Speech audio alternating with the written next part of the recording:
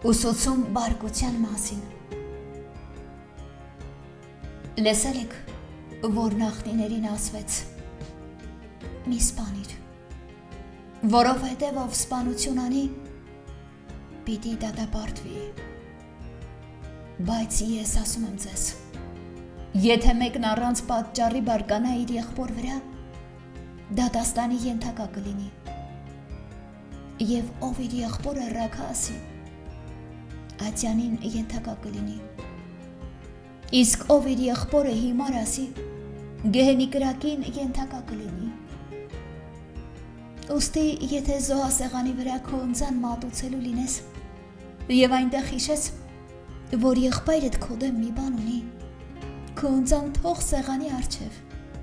նախ գնա, եղբորդ հետ հաշտվիր ու հետո եկ ընձատ մատուցիր։ Ոսոխիդ հետ շուտով համաձայնության եկ, քանի դեռ նրա հետ ճանապարհին ես, գուցե նա քեզ դատավորի ձեռքը մատնի, և դատավորն էլ ոստիկանի և բանտ նետվես։ Ճշմարիտ եմ ասում քեզ, այնտեղից երբեք դուրս չես գա,